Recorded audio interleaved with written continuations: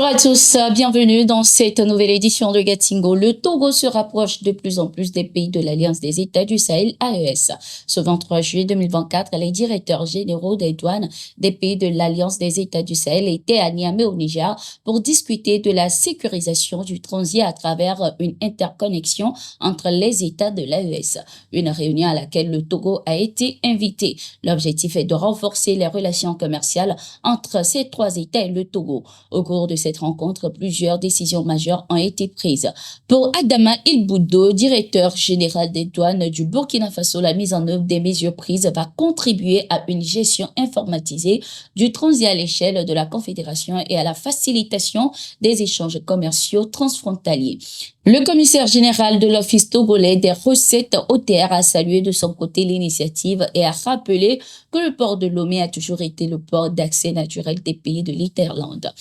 Il a également encouragé les autorités douanières des pays membres à accélérer et à renforcer le processus d'interconnexion pour permettre à toutes les parties prenantes de maximiser les bénéfices de cette initiative. Rappelons que depuis l'imposition des sanctions de la CEDEAO et la fermeture des frontières entre le Bénin et le Niger, le Togo a intensifié ses relations commerciales avec ses voisins. Toujours dans ce cadre, les directeurs généraux de douane de l'Alliance des États du Sahel ont rencontré ce 25 juillet 2024 le président de transition du Niger, le général Abdourahmane Tiani. L'objectif était de rendre compte au président du CNSP des travaux qu'ils ont tenus depuis quelques jours dans le pays avec la participation du Togo. Il s'agit de deux activités majeures. Une première est relative à l'interconnexion des systèmes douaniers entre nos différents pays, une activité qui a commencé avant l'AES, mais qui a pris un coup d'accélération avec la Confédération de l'AES.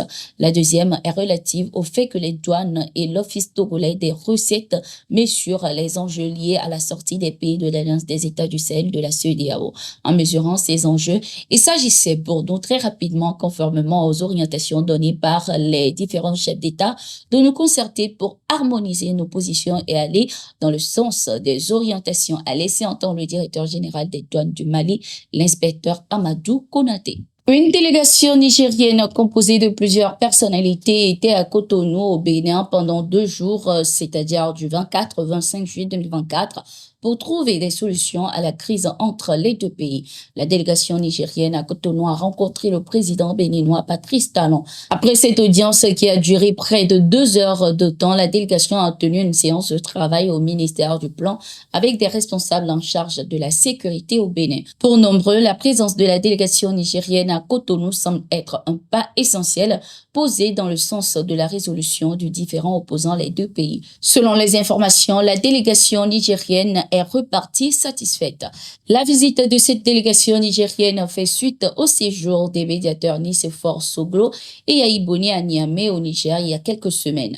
La mission menée par les anciens présidents béninois ont conduit les autorités nigériennes à marquer leur accord pour la mise en place d'un comité tripartite qui sera chargé d'œuvrer pour le retour à la normale. Les relations entre les deux pays est tendues depuis la mise en application des sanctions de la CEDEAO par le Bénin, en empêchant notamment la population nigérienne d'avoir accès aux médicaments.